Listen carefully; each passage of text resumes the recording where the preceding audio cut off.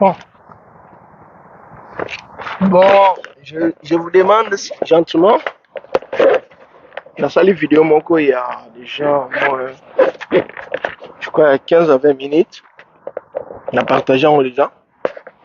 Maintenant, on linga au bout du temps, on a noté, bon, on a pour les nouveaux, bon, on a du sous. Vidéo, on a salle pour parler l'injustice sociale. Où sont les galambo canabiso? Oh, nos frères, au bas la politique à l'Okuta.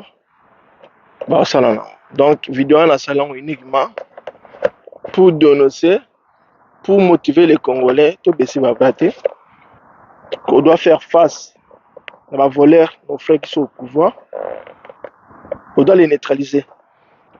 On doit les dire de quitter le pouvoir, de laisser nous faire souffrir. C'est ça.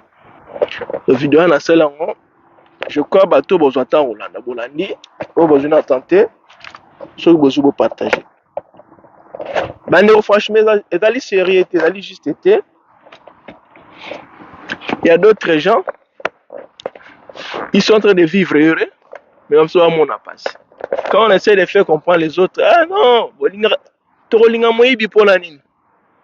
comment moi je peux aimer quelqu'un qui est en train de nous faire souffrir? Dis-moi. Parce que toi tu es derrière Félix. Parce que toi tu es en train de manger. Parce que toi tu es en train de profiter, tu as des avantages parce que ton frère travaille avec Augustin Kabouya, avec Patrick Mouya et avec. Et nous les autres là, qu'on n'a pas de frères, de sœurs, on va travailler. Donc on n'a pas le droit de vivre. Tout le monde est là.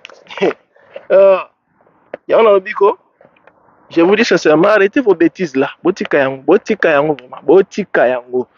Parce que aussi maté. Et tu retires la notion espace wanate. Yango to lobigo. Na Félix na bino bolongwa. Donc on a mon bolingité, nous allons soutenir bandeko bazui minduki pona obenga na bino. La vérité est simple. Ça fait presque 8 ans yango, fait ça du pouvoir. Tout le monde vie na bon, na vie arrêté parce que moi je travaille, j'ai un CDI, j'ai un contrat de travail, CDI, contrat de délai indéterminé. Tina retraite. OK? Salaire na ngam de la futanga nazo mérité yango. Na convient muto aso ba milliard te azo ba milliard au détriment pays mobimba. Nga ki velik na leki ba on a valeur. Parce que nga na ibaraté. Moi je me réveille le matin, je travaille pendant 30 jours, à la fin de mois je suis payé. Nazo lia mbongo nanga avec fierté parce que nazo mérité par notre sueur na ngai, mutoki na ngai. Mais les gens qui ne font rien, bah ça la gueule côté, bah oui bambon. Les gens qui font rien, au bas kaka, aïka boya kosi kaka, allez, bob biselanga autant. A fait si le bas salaire. Tout le monde a conséquence mboge kufiti. Ce que yo ya ko comparer ngana mutandeng wana. Botonga mbong banda ku bosoma voiture bosama na au détriment ba ninga mususu. Bozami yebi, bona valeur te. To considérer binoté. Donc Félix n'équipe na donc bazana valeur te. Je vous confirme batwana nyos basana Félix. Ce sont des miyibi, ce sont des voleurs. Na monte pourquoi vous considérez bon. Bon, na sali vidéo pourquoi je préfère voir la vidéo na ngai. On tout ça là na partager en kala mingité, bota la vidéo on a tia sikoyo bolanda. Merci. Allez, bolanda ensemble. Merci beaucoup.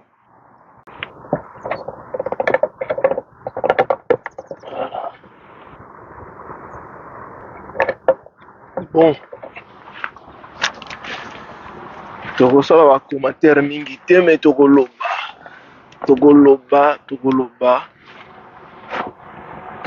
par rapport ya magambo oyo ezotungisa molimo na biso na kati ya RDC. Mwa malili ezali tozali na ntongo tokoloba. Allez. Okay. En tout cas, je dirais bonjour na ba Congolais nyoso ba rovata Rolanda ngai Ernest Fio Tulumbu papa ya banetiki. Comme dans le bar toujours bandeko ngai na li journaliste été et je ne suis plus non plus un politicien mais je suis un vrai Congolais patriote ndeko oyo afani na poto siko me nabotama na poto te bandeko na ngai nabotama na Kini nakomi na Kinshasa nali mwana Kini bomona na mwana Kini toyaki poto na yo nzwaka poto ye poto bon t'as envie de découvrir le monde voilà c'est ça osala pe betide mamo oza nango besoin mais tu as remarqué que moi tous on a Congo place de outaki ezate pourquoi toza te parce que nous avons des Congolais bandeko basa la politique bazangi na bango misala kosala misala on sait les langues belé mais ils ont préféré gagner l'argent rapidement au détriment des autres. C'est ça qui tue le Congo aujourd'hui, ça qui fait que biso bamsusu ba Ernest oyo nous ne sommes pas d'accord tout nos vivre la situation buso bana. OK. Bane on a la minute na lobango sans exception Congolais nyonso muto soutenir Félix na kati ya makambo aza imbécile. Ape zoba. Asa muto esala malamu te. Na vu que terme imbécile ko choquer bino bon. Oyo ko choquer nango mais je dis ça avec beaucoup de sérieux. Pour makambo fait ça na kati ya Congo. Bane on ngai. Qui profite de ça, c'est lui et sa famille et son entourage. Mais nous, le reste des Congolais, personne. Ok. Il y a un lobby, nous avons soutenu Félix na minute choko. Na olingo linga toza mutu malamu te. Voilà. J'ai toujours les micros dans ma bouche. Hein? Bane wala mboke kufi mabe na ndenge ko sakana te. Mboke kufi penda et kufi. Il n'y a même plus moyen de vivre encore. Il n'y a plus moyen de vivre. Mboke kufi. Mboka pende kufi bazo kufa pe. Les gens souffrent parce que mboka est malamu te. Et pendant ce temps-là, tout le monde a Félix, bato va travailler dans le gouvernement nae, ba camarade nae, famille biologique nae, baza ko vivre correctement. Collègue même kutu bamboko na fandi collègue même amindele. C'est ça qui est trop méchant, c'est ça. Et tant on peut pas revendiquer, balobini no, nous sommes menacés par les étrangers, nous sommes menacés par Rwanda, nous sommes menacés par Paul Kagame. Mais ce Paul Kagame menace Abino. Mais pourquoi nous avons lié en bongo, mais les peuples vont voter. Donc maintenant ça touche mal les peuples. Voilà les problèmes Yangwana. Voilà mal les problèmes Yangwana. Hein? Ce qui menace ça touche à peine à Bango, là on pouvait comprendre que nous sommes menacés. Mais menace ça peuple n'est pas menacé. Ben Bango, Mametali Mbongo, ils ont les galango sans problème, peuple tranquillement. Ndekolanga Gilengwala, collègue dans la classe, Ediga Ngwala, Nakata Nigeria. Je salue à passer. Je pense que beaucoup de gens croient que Otoso Sala ou Otoso Loba, ils ont monté Mabé. Non, ils ont monté Mabé, c'est la vérité au Loba. La vérité au Loba contenir monté Mabé Oyo, Félix Wassa Lamboka. Voilà. Ce qui nous pousse à dénoncer. À dénoncer, à dire à haute voix que ça ne va pas. Hein? Ça ne va pas. Et ce qui est grave encore, les mecs à question, les types à question, ils cherchent à garder le pouvoir. C'est même pas pour l'intérêt des peuples, pour l'intérêt naïe. Et ça qui nous quitte par exemple, c'est la méchanceté pure et simple. Hein? Au sali Manda Liboso, bon, on va comprendre que bon, Manda Liboso, tu étais nommé par Joseph Kabila. C'est Nara qui avait proclamé ton nom. 5 ans, tu n'as rien foutu. Maintenant, 5 ans, là, toi, tu as profité. Tu as eu ce que tu voulais. Somi va lopango, somi va voiture. On avait envie. C'est l'argent sale. Au sali au Olingi. Et deuxième mandat, Yomo se proclamé auto-président. Organiser une élection bizarre. Élection présidentielle, c'est les 7 jours. On se proclamait président. Là, un pourcentage, vraiment, on ne sait même pas là où qui a dit ça. Qui a mis ça d'abord. Sur la totalité, 5 plus 5, ça fait combien? 10 ans bientôt, non? 5 plus 5, 10 ans, non? Et dans 10 ans, tout le monde a des États-Unis, tu seras poursuivi pendant otekela qui va iranium mais pas ba chinois. Ah, moyoka. Moyoka. Ok. Si États-Unis vont dire silikela yo parce que si avant de ba tonne ba iranium et pas ba chinois pour ba conquérir les américains. Ah. Ça qui est grave. Yango ibande ko nangai. Bino bato bo soutenir Félix. Eza motema mabete par exemple. Bino bato nyonso c'est mutu nyonso ora Félix face à la boye. Oh boye parce qu'il y a la guerre. Naza fondateur la guerre. Naza activer guerre. Guerre esalami parce que tomoni ke tokufa nzala. Balobi na Félix na monoko ke Félix. Façon de diriger mboka ça ne va pas. Ou démissionner pour changer aningi na été allé. Les gens comprennent bon. Le corps na monoko zo kabisote to gangue zo kiti allé. On prend les armes. Il y a mindu ke bimi. Oh, nous condamnons la guerre. Vous condamnez la guerre, mais comment fait ça, ça là-bas, condamnons votre ponani. Hein? Mais comment fait ça, ça là-bas, condamnons votre ponani. Vous préférez condamner des gens, soi-disant, basini minduki, mais ne konangai. Ceux qui va lobby li kam namunok, oyo kiti. Ba oluke loko ko lobby ça, et ko faire comprendre mbala moko poyoka. Et ça bon côté. Hein? Namunoko ba si Félix ke, ba mbozo sala, et ça malamu te. Changer politique na yo. Alingi te. Tika pouvoir alingi te. Tout ce qu'on a dit gentiment dans monoko.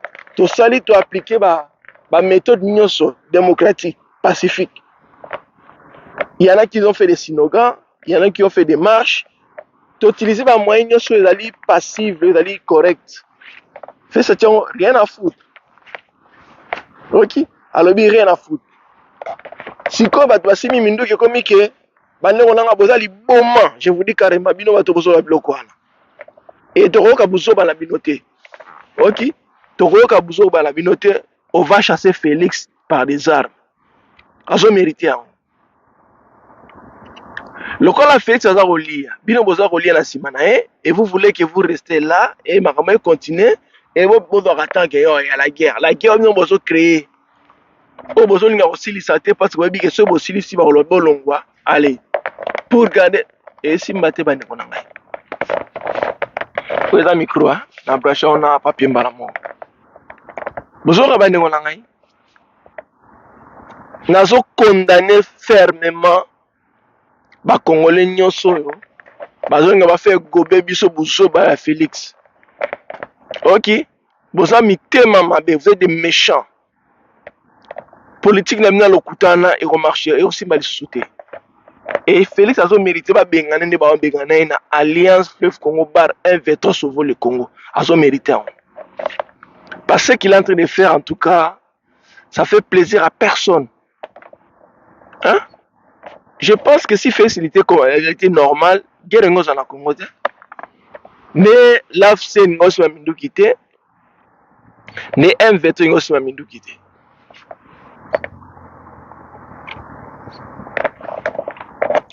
Je ne pense pas que Joseph Kabila va faire sa fait ce pouvoir pour aller guerre. Je ne crois pas. C'était dans l'objectif qu'il n'a pas au pouvoir, tout travailler pour l'intérêt Mboka Bonga. Et tout le monde profite. Congolais soit profité, n'a bien Congo. C'était ça l'objectif.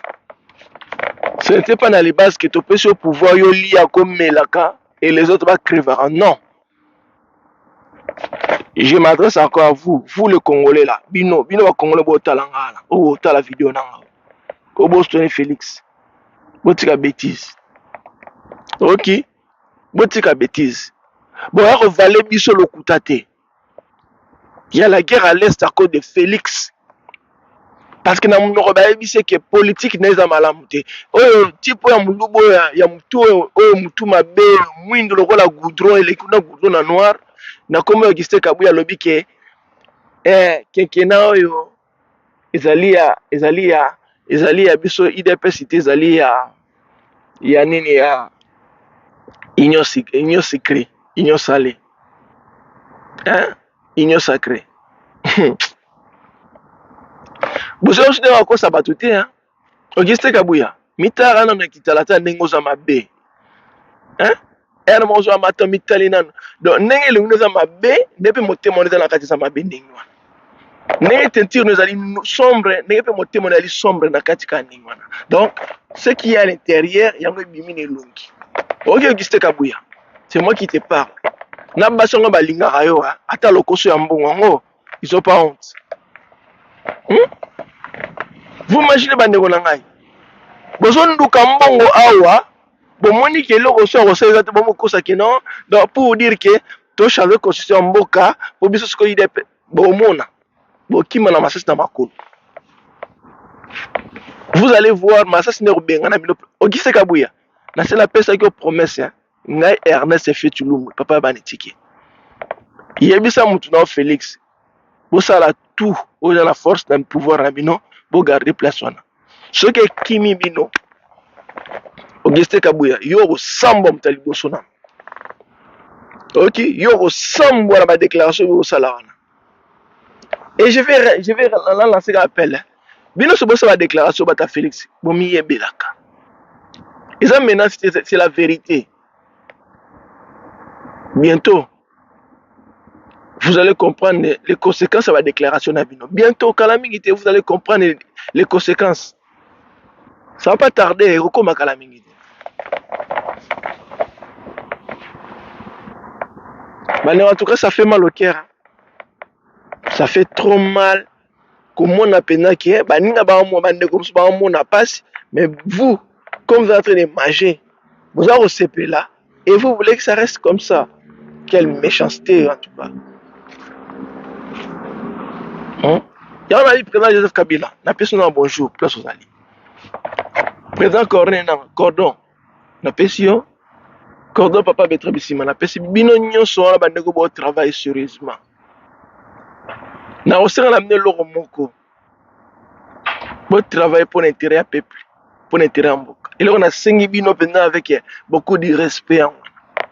Si vous êtes honnête vis-à-vis de Bino Moko, il faut que là. Bossala pour un jour que histoire de tirer la que ces gens ici ils ont lutté, ils ont changé des choses. Et là on a 5 bino. Vous avez un responsable. Hein? Parmi vous, il y a beaucoup qui ont étudié. Vous avez modèle il faut mboka ezala. Comment expliquer Mindele dans la sens à Kibomoto? Mindele basala tout et c'est la mabe za malam pour que bangomo va vivre bien. Mais pourquoi nous avons tout ça dans le sens où on a été?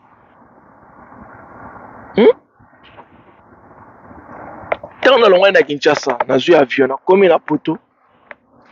On a comment on a banda route, on a comment il a été, on a comment il était banni. Parce que la Kinshasa, quand on était à Kinshasa, c'était un peu bien quand même. Ok, quand on a une Kinshasa, c'était remis. Malgré il y a des problèmes, mais c'est quand même bien, c'est quand même. Donc, et là, on monte comme ça dans la poteau, on a comment. Mais ce qui m'a impressionné, ça m'a impressionné, la façon dont Mundela a se discipliné pour n'embocaner ça la bien. Ok, na kama qui va voiture té, na kama qui va ndako mnene té, na kama qui va donc j'étais étonné la bien le secret biloko nyonso na monyo ça vient de ça donc discipline, organisation, respect, détermination et amour. Donc biloko 5 ans Mundele à la kisinga pourquoi bazaboy. J'ai tout compris. Na vita la biloko biso africain tozanga yango. Et je parle de mon Congo, nous les Congolais. Donc Mundele, il s'est donné vraiment discipline. On doit se comporter comme ça pour le vivre bien. Et c'est ça qui fait la force avec Mundele. Mundele a négligé l'euro mon côté. Mundele a négligé mon côté. Mundele a la news où il y a sika, ils ont se présenter, ils ont prendre ça en valeur. Et c'est l'euro à Mundele. Et c'est l'euro à Mouké. Tout ce qui se présente devant lui, Mundele a considéré. Quand il est là, la famille est comme ça. Pour Mouta Lingayo, il faut aller en bon. Valeur, il y a qui m'ont montré Sili dans la famille en Afrique. Et dans le Congo, c'est pareil. Donc, Mouta Zamora, Mouta Azali célèbre, aux en bon, on débat sur valeur. Si on a un simple citoyen, un simple Congolais, même famille dans le monde, on va minimiser la famille dans le monde. Je le dis parce que toujours vivre ma hein? Congolais pour balinga yo ba respecter yo, il faut ça la bon, on a la possibilité. Si tu n'as rien, tu ne peux pas considérer. C'est ça qui fait notre échec encore. Mais ngana comme na poto bande ko ngai. Respect ndenge wana mindele baza nango, discipline na donc même si tu as il doit te respecter d'abord. Même s'il n'y a pas besoin de toi, mais il doit te respecter d'abord parce que vous allez mourir. Et c'est ça qui fait leur force aussi. Et c'est ça là qui va avancer. Parce que nous considérer Moutounios, donc vous sentez harmonie quoi dans la relation. Même s'il y a l'hypocrisie, mais vous sentez qu'il y a harmonie. Mais chef son Congo bandengo nangai. Zombongwa, au moins na ba famille, na ba camarade, na ba rolambula yo. Bongo yo zangambu. Ah. Je sais que le on a poubelle qui est dans la vitesse donc tu seras rejeté. Tu vas être rejeté dans nenga muketi. Bon tu vas avancer nengeni. Hein? Tu vas avancer nengeni. Même pour la base, au bas la moitié. Famille et préféré moi na banga bala mutombo OK. Muto azanga. Donc pour na maso ozangi mo za muto zanga tina.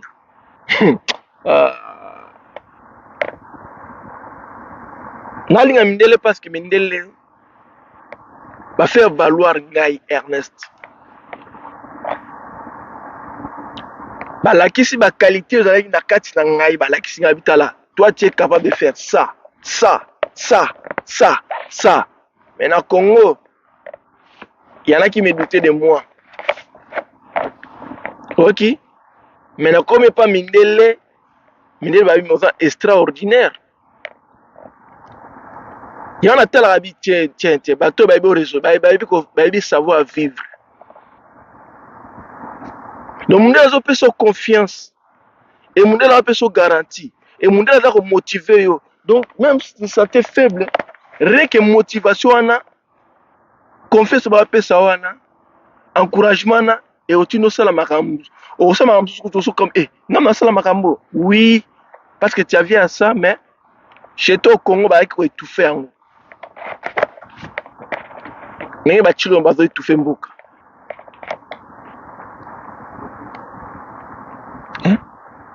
Mundi aza redécouvrir la qualité à Moutou dès le bas âge. Ok? Dès le bas âge, Mundi aza découvrir que Moutou n'a pas boy. Il finit par faire ça, ça, ça. Donc Mundi aza redécouvrir Moutou. Nan nous bani ba, bani dans vie professionnelle aza découvrir. Mais la Congo non. Bana boni amiki bazo beba ba kufa bazo beba na ba talent za ko disparaître quand ningwana. Eza ko s'évaporer quand ningwana.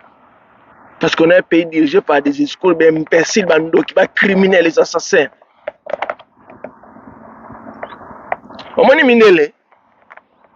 tant que l'intérêt n'a pas dérangé, ils s'en foutent les gars dans le pays. Tant que monde a opportunité de sauver le peuple, les restes des talibans, ils ont raison. Très bien que bachilo mabasa mboka na pays na bango eza malamu te mais du fait que bango va profiter pour ba box bande ko na bango c'est l'essentiel les restes c'est un problème bango te moko to comprendre tout to comprendre peut-être ça va rester comme ça c'est ça le mondeli et moi je le condamne pas bande ko nanga je le condamne pas je vous dis carrément je le condamne pas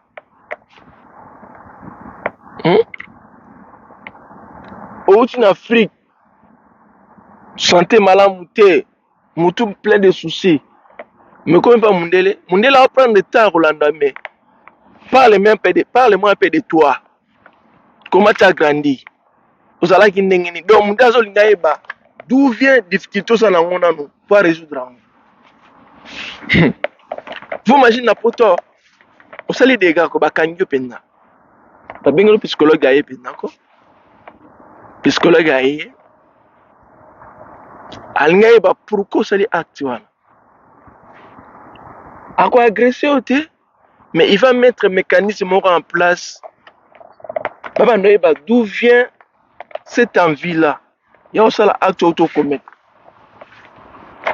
Parle-nous un peu de toi. Quand tu étais gamin, on s'allait qui traitement ni nos qui donc bazolandelo malembe ti bakoma place oyo dégâts auto-commettre nde bazo conclure bon moto tomoni aza na catégorie oyo ozomona. Mais na Congo qui va perdre son temps tala bana mayele ebele na Congo ezobebaka na balabala ka boye mayele mpenza mpo mayele tobotama na bande mutakosa bino te mayele eutaka na bafamille mais classe na nde mpona kooriente yango mpona koencadre même makasi tobotama makasi na bafamille na biso mais munde azosalela biloko nyonso wana tomona bana ti oyo alingi ne classe akosala ne sport temaka na makasi ya sport il va gagner encore des millions oyo aza maye na classe atilize mayene donc mundele aza kooriente muntu oyo utiliser bacapacité na yo nyonso pour s'en sortir librement.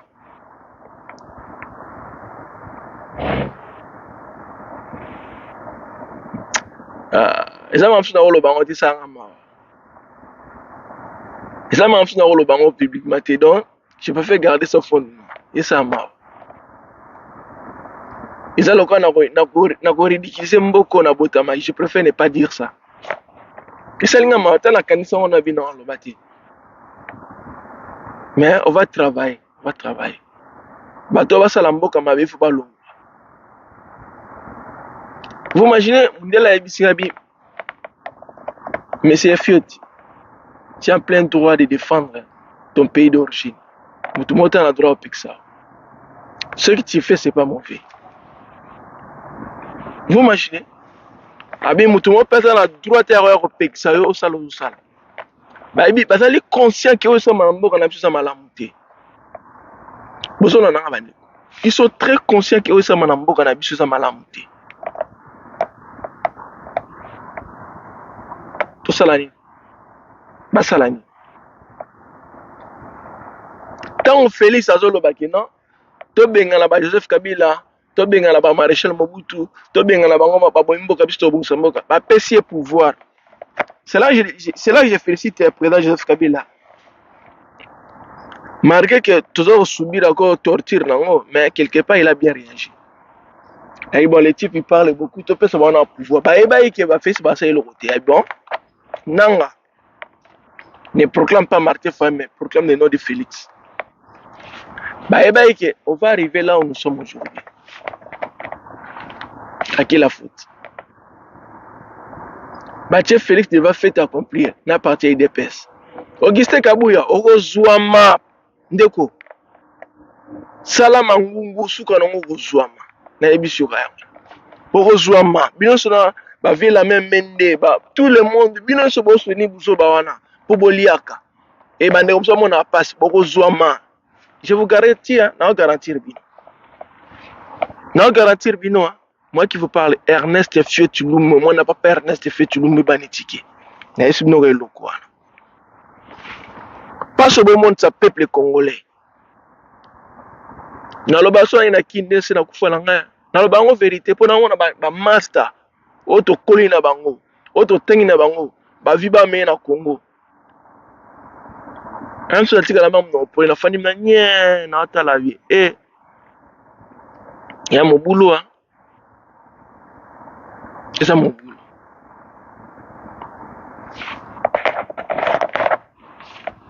Congo comme le rôle là, l'enfer terrestre.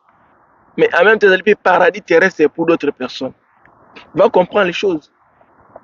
Va comprendre les choses. Si c'est réellement avec l'enfer, tout le monde est dans l'enfer.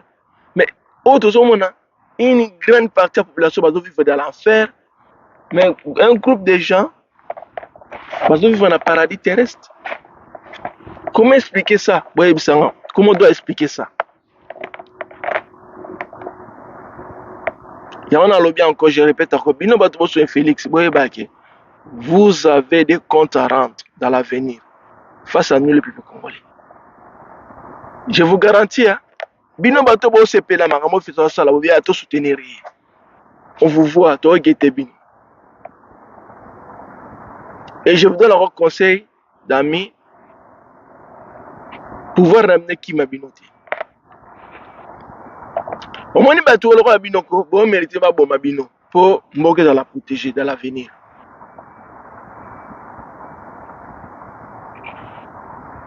Et on m'a dit que la plupart de Bassalam Jeboé, c'est sur des mouvanciers. Ah ouais, le roi Batika a nos livres, Bokimi, Bofoina Pototi, Boyoko Zonga, Bokotna Félix. Ah. Problème réalité, mais bah que génération a biso.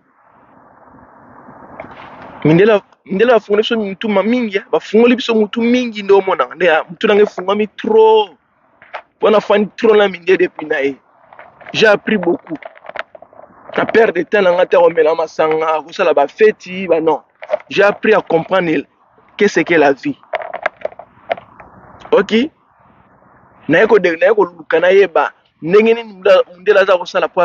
J'ai appris beaucoup de moments à lire rempli de ma bien.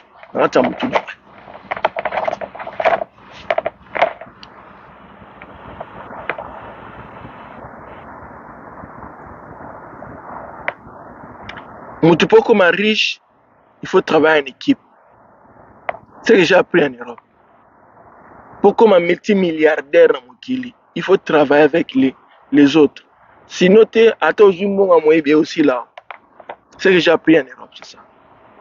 Je vois des riches, les lois poto, ils sont riches parce qu'ils travaillent en collaboration avec tout le monde. Bon, on a, ils préfèrent tout le monde bénéficier de ça pour y rapporter minki. Et donc, on apprend à ma casse, na poto yango. Partager pour bien gagner. Ok? Partager pour que les autres bénéficient, comme ça, il faut te ramener encore plus. C'est ce que j'ai appris. Mais ce n'est pas le cas au Congo. Il y a au moins des Congolais. Azala qui riche les lots au bout de 2 ans à revenir pauvre. Parce que notion na écoute qui n'a pas qui a monté.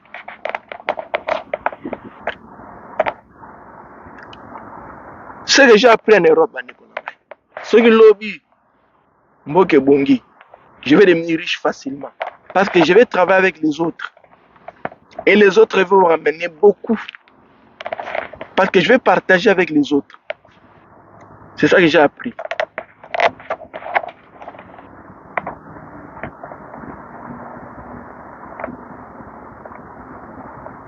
Maintenant, ça me fait mal au cœur.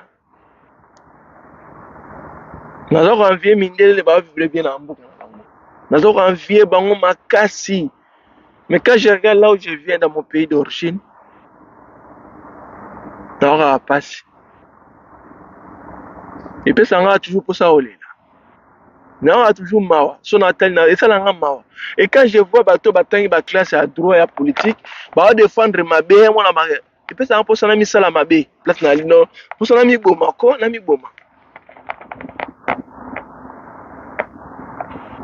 Banego koloba français j'ai compris ça na poto. C'est pas si tu parles l'anglais, tu parles français, tu parles latin, tu parles espagnol, non l'équipe de non, j'ai compris ça depuis dans la poto. L'intelligence c'est autre chose. Parler la langue c'est autre chose aussi. On a la facilité à la langue parce que c'est comme ça. Mais ce n'est pas que tu es plus intelligent que les autres. Mais c'est autre chose. Mais déjà, toi, tu as créer, tu as résoudre. Ok, il amène un plus dans la mais ce n'est pas parce que toi tu es là de parler, à la fin tu ne donnes rien. Ça c'est l'intelligence. Comme c'est l'autre moko qui va aider d'autres personnes. Et l'autre tu n'as pas aidé ah, tout ça est locaux. Réponse non, ça va aider ça. Et les autres, c'est ça être intelligent. On apprend en France, on a en famille.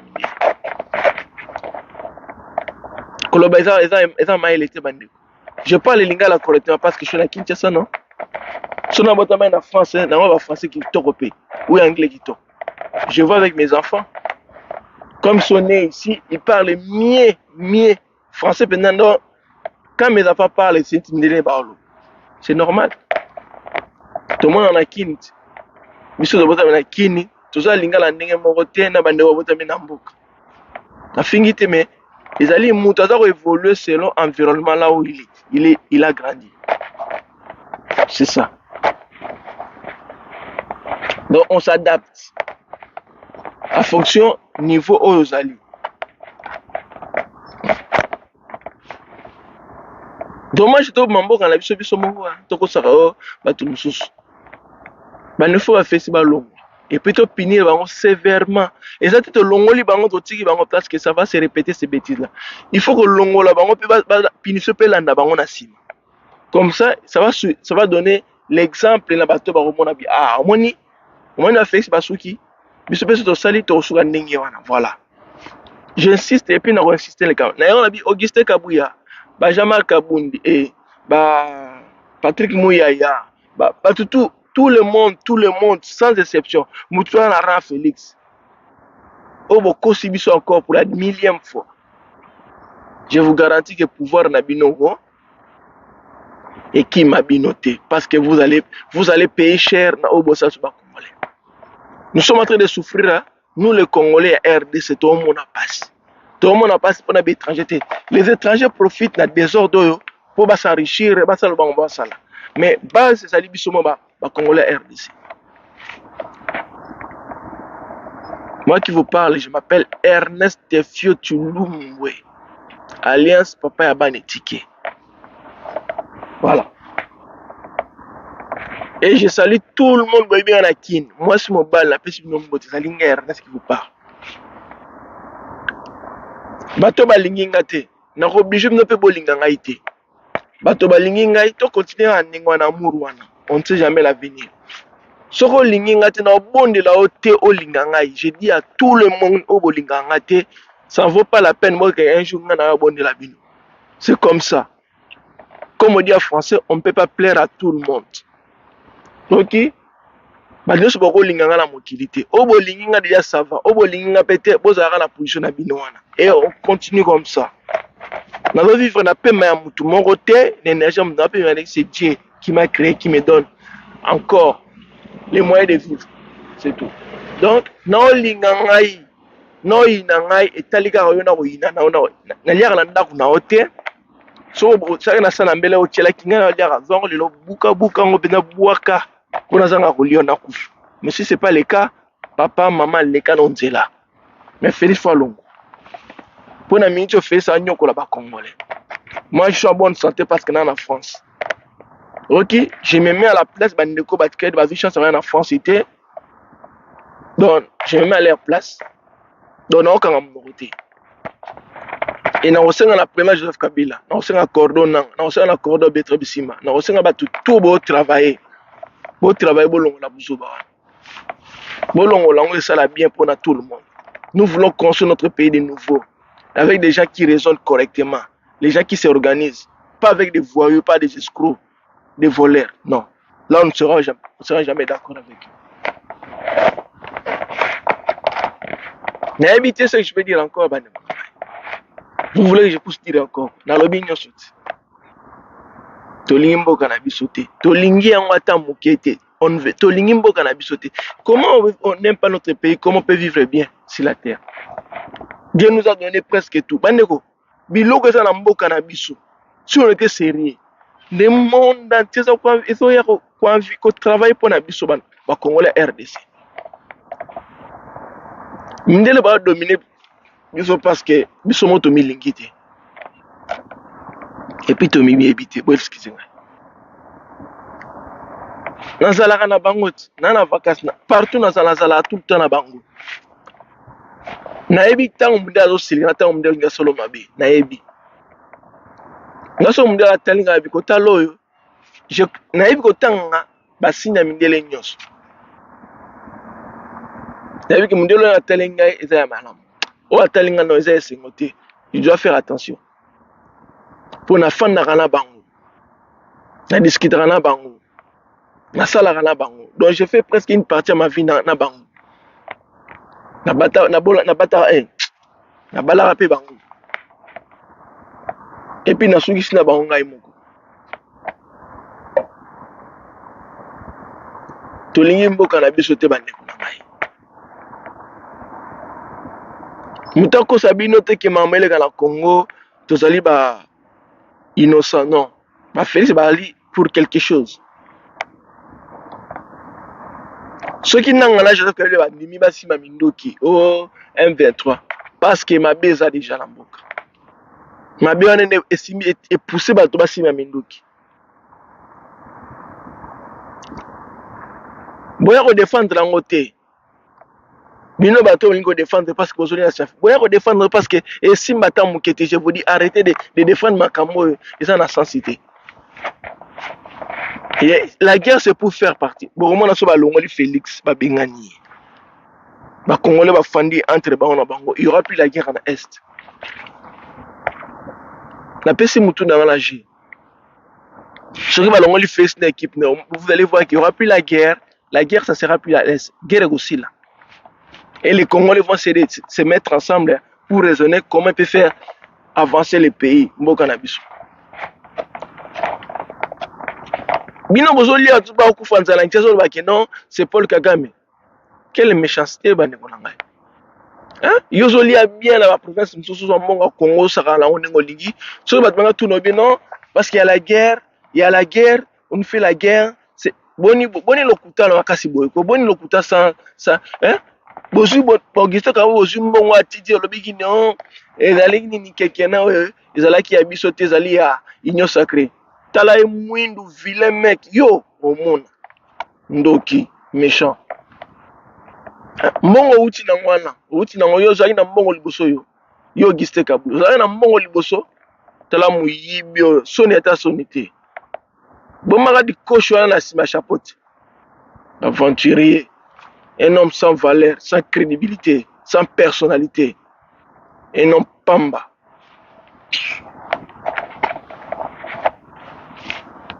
Bon. Pendant ce que ça message na pe sa mbote bande no na yebi, amana la papa Roger na Bruxelles na pesi mbote. Papa Anton na Goma na pesi mbote. Papa Guilé na Goma toujours na pesi mbote. Ndeko na nga pichu komo na kati ya Paris na pesi mbote. Greffier international na kati ya Bruxelles na pesi mbote. Mon vieux Frank Jongo na kati ya Bruxelles na pesi mbote. Maman IDPS na kati ya Bretagne na pesi mbote. Ngai moko Ernest F Chilumbo na pesi bino mbote. Président Joseph Kabila na pesi mbote. Maman Olive Lem, même si tu t'en fous de nous na pesi mbote quelque part. Coordonnant cela tangaki bino. Mwinda ya Congo papa Henri Magie na kati ya Goma na pesi mbote. Vous allez tellement belé maître Doudou na kati ya Goma na pesi mbote. Avec l'enfant na pesi mbote. Na bosante mon ami collègue dans la classe. Hein? Edigan Ngwala na kati ya Niger na pesi mbote. C'est un vrai patriote aussi. Azoro bunda pour l'intérêt. Donc batu tout na lingaka. Moi j'aime tout le monde. Nga linga batu tout mais sauf que batu ne ba mabe. C'est ça nous les Congolais les RDC. Attends mutazo linga yo mais tu as toujours envie de le faire du mal. Nga linga nga batu musu ba yinanga na yebaka te. Bozala kuna. Na malamu na mabe boli yango bino moko. Moi je m'en fous. J'ai fait ma vie na sala nzela na ngai. Na olinga nga te. Tant que Dieu a créé qui a décidé le colon nga te yo muto mokilo salangi lokote. Voilà. Devise na nga. So na ku fait un jour à repos pour ngai. Donc ça m'a eu petit Ernest Yaka viens te reposer. C'est comme ça que je prends des philosophies dans la mutu na nga. Bon bande on a suki wana ezali papa Ernest F Chilumbo. Papa la bossa était papa Odon na bossa na hotel na kati ya Kwilu na pesi mbote. Nango bossa na hotel. Basé belé bande ko bande ko basé belé vraiment belé donc je peux pas citer le nom de tout le monde parce que ça fait beaucoup. Mais concernant la pesiga qui est pas congolais pour accepter Alliance Fleuve Congo Bar M23 sauver le combat là face à Félix parce que Félix n'a pas lingo okate. Félix n'a pas normal à lingo okate. Yango il faut pas utiliser ma moyen oyo et qu'on fait raisonner non. Boyoka bato baloba te ke non. Baza ba aventurer le rôle Félix. OK. Félix et moi linki ba bengane na masasi. Yemo wana zo linga ki ba bengane ndenge wana. On lui demande gentiment si tu arrives pas déposer bande comme suba zo masolo pour mboke bon. Alors ya linga la saki ye yanke. Ye si pas qui Superman superman ya omoni bo douter te bande ko na ngai. Bo tika ba bengana ndenge wana. Bola na ba comédien mike te ba aventure ba sa koloba la sima be mission moko ba sala na ba donc ndeko na conseil congolais so mtalo ba français ko aleki o mayele te na se vanter te na leki ba te belé ko ba makam de bo mona nga e belé surtout ba congolais ba na Kinshasa na o ba lo ba français zanga tina na ebi mingi me na ko sa vanter te mais valeur na ngai mindele ba la sanga na poto donc valeur na nga Ernest et mindele ba so prouver que Ernest tu es un homme à respecter. Voilà. Na ceux qui ont la bandeko, pour partager vidéo, message, et dans la qui papa banetiki. Je vous remercie. Ciao. Bye bye.